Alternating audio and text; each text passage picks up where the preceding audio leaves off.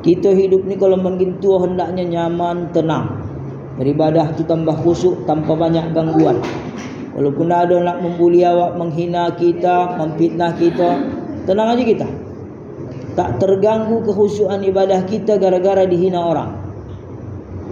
Kenapa? Karena kita sudah memaafkannya. Tenang hati awak. Itulah manfaat dari memaafkan orang lain. Begitu kita maafkan, hati kita plong, pikiran kita tenang. Beribadah kita tambah khusyuk. Kawan pun makin bingung. Dia ni makin dibuli, makin cuek. Tenang aja dia. Awak pula yang stres menengok dia. Macam mana bonahnya hati dia ni. Ternyata bu, ada kuncinya. Apa itu? Memberi maaf.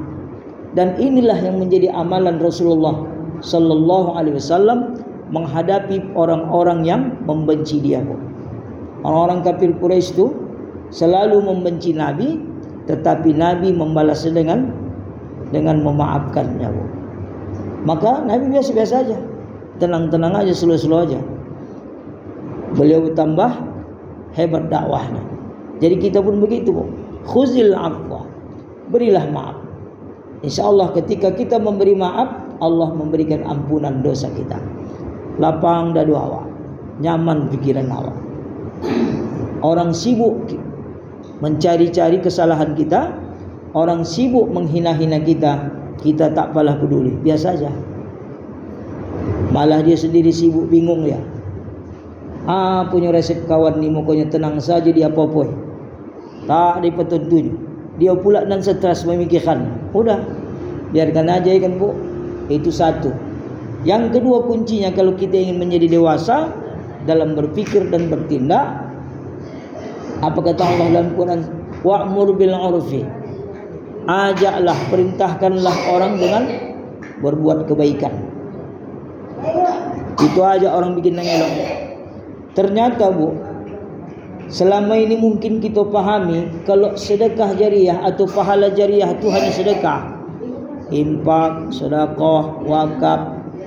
Setahu kita, sungguh orang berduit lah baru dikatakan mampu bersedekah, sehingga pahalanya terus mengalir. Ya kan bu? Ibu ingin tidak dapat pahala mengalir terus? Ingin ya kan? Tidak harus bersedekah bu. Ya kalau dapat ada pula dananya, misalnya dia bersedekah. Kalau tak bangsa berdana macam mana? Dia ingin juga mendapatkan pahala jariah.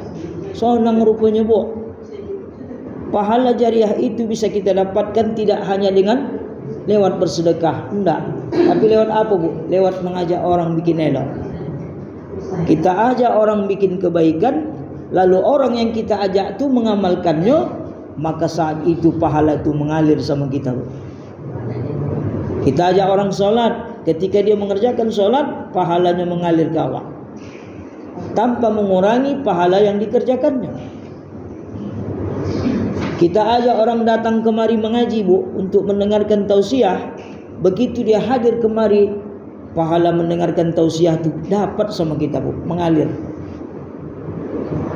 Pokoknya apa sajalah jenis-jenis kebaikan, apakah bentuknya wajib ataukah yang sunat, sepanjang yang kita ajak itu melaksanakannya, maka ketika itu mengalirlah pahala itu sama kita bu.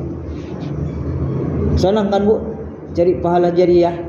Apakah sebatas hidup saja? Enggak, sampai mati bu. Sampai mati. Udah mati awak, orang yang kita ajak bikin kebaikan tu masih hidup, diamalkan yang kita ajak, yang pernah kita suruh tu sama dia, mengalir pahalanya sama kita. Wa'mur bil 'urf. Itulah pesan Allah Subhanahu wa taala.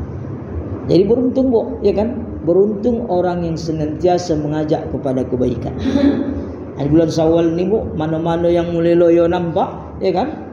Nampak dah kendor, ya kan? Ajak. Ku tengok kolah maling kondo, ku tengok. Mengaji pun sudah malas, wirid pun sudah jarang datang. Apanya masalah, ku tahu. Kasih dia semangat. Kasih dia semangat. Begitu dia bersemangat, datang dia, ikut kita berpahala. Jadi jangan pernah kita merasa memperdulikan diri kita sendiri bu.